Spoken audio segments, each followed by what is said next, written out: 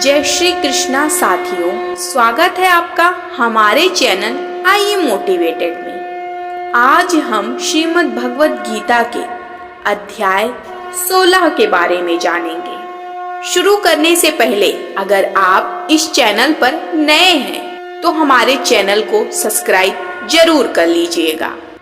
तो चलिए शुरू करते हैं। इस अध्याय में मानव स्वभाव के दो प्रकारों संत और राक्षसी का वर्णन किया गया है। श्री कृष्ण दिव्य प्रकृति से संपन्न लोगों के संत गुणों का वर्णन करते हैं और फिर उन आसुरी गुणों का वर्णन करते हैं जिन्हें सचेत रूप से त्याग देना चाहिए, अन्यथा ये आत्मा को अज्ञानता और संसार या जीवन और मृत्यु के चक्र में और अधिक घसीटेंगे।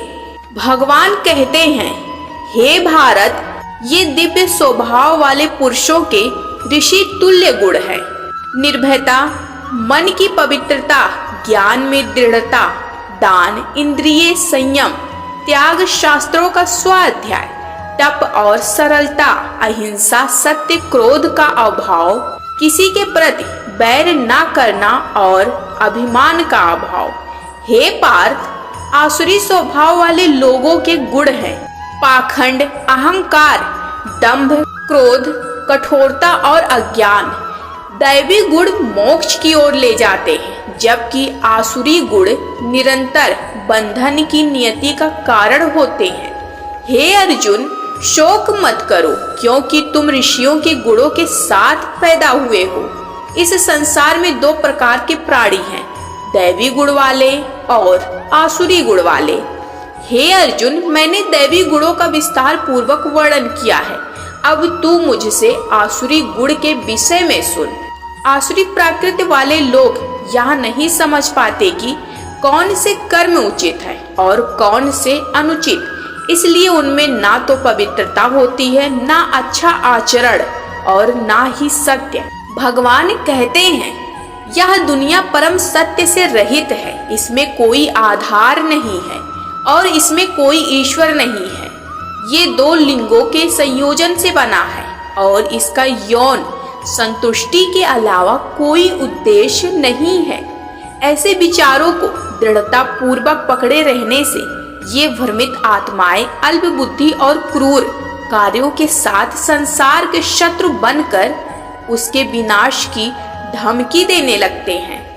अतृप्त काम वासना को आश्रय देते हुए पाखंड, दंभ और अहंकार से भरे हुए राक्षस लोग अपने मिथ्या सिद्धांतों से चिपके रहते हैं। इस प्रकार मोहग्रस्त होकर वे अनित्य की ओर आकर्षित होते हैं और अशुद्ध संकल्प के साथ कार्य करते हैं। वे अंतहीन चिंताओं से ग्रस्त हैं, जिनका अंत केवल मृत्यु पर ही होता है।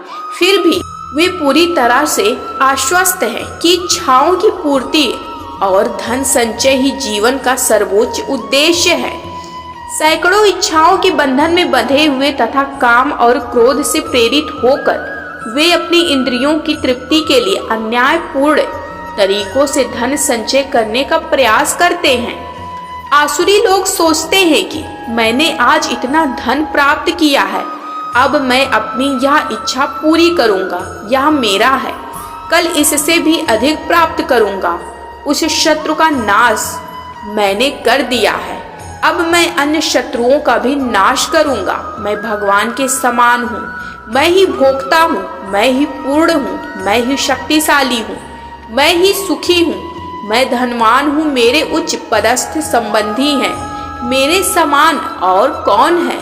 इस प्रकार वे अज्ञान से मोहित हो जाते हैं। ऐसी कल्पनाओं से ग्रस्त और भटके हुए, मोह के जाल में लिपटे हुए तथा इंद्रिय सुखों की तृप्ति में आसक्त होकर वे घोर अंधकार में नरक में उतरते हैं। ऐसे दंभी और हठीले लोग जो अपने धन के मद में चूर होकर नाम मात्र के लिए ही दिखावटी यज्ञ करते हैं और शास्त्रों के नियमों का परवाह नहीं करते।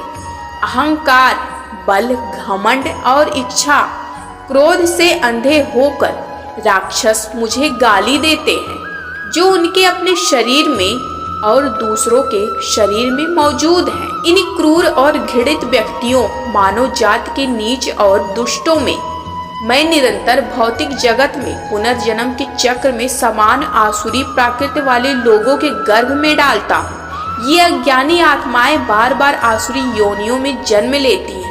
हे अर्जुन, मुझ तक पहुँचने में असफल होने पर वे धीरे धीरे सबसे घृणित प्रकार के अस्तित्व में डूब जाते हैं। आत्मा के लिए आत्म विनाश रूपी नरक में जाने के 3 द्वार हैं, काम, क्रोध और लोभ। इसलिए इन तीनों का त्याग कर देना चाहिए। जो लोग अंधकार के 3 द्वारों से मुक्त हैं, वे अपनी आत्मा के कल्याण के लिए प्रयास करते हैं और इस प्रकार परम लक्ष्य को प्राप्त करते हैं। जो लोग शास्त्रों के आदेशों को त्याग कर कामना के आवेग में आकर कार्य करते हैं, उन्हें ना तो सिद्धि प्राप्त होती है, ना सुख, ना ही जीवन में परम लक्ष्य की प्राप्ति होती है। इसलिए क्या करना चाहिए और क्या नहीं करना चाहिए, इसका निर्णय करने के लिए शास्त्रों को अपना आधार बनाओ।